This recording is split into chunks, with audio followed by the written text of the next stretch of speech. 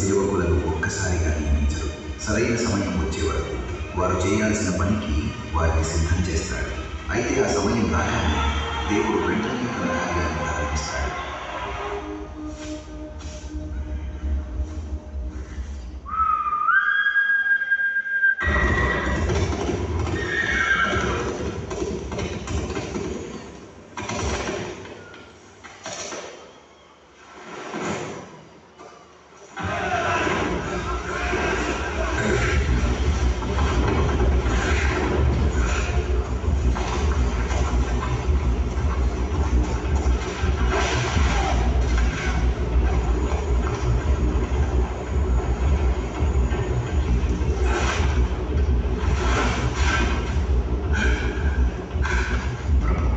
సామ్రాజ్య వైభవం ఒక్కో రాయితో సాకారమవుతోంది.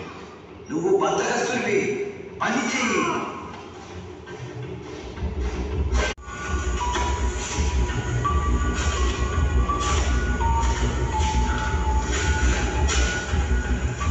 నా ప్రాణాలు కాపాడినందుకు ధన్యవాదాలు.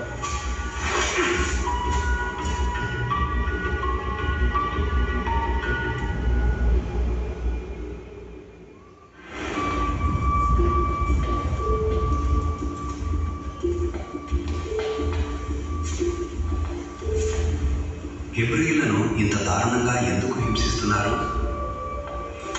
నువ్వు అలా మాట్లాడకూడదు. మనం ఫారోకు ఎదురు వెళ్ళలేము.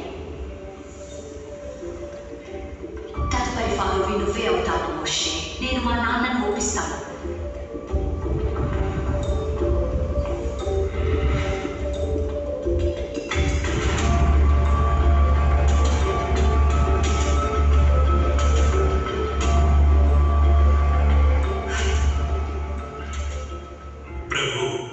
యువరాజు మోషేకు ఏ బాధ్యత అప్పగించినా అద్భుతంగా నిర్వర్తిస్తున్నారు. ఈ మహా నిర్మాణాన్ని కూడా స్వయంగా పర్యవేక్షిస్తున్నారు. చాలా మంచి విషయం. మహాఫరో, గౌరవనీయులైన గురువులారా, ఐగుప్తు గనులారా, ప్రపంచానికి వైభవ చిహ్నంగా నిలిచింది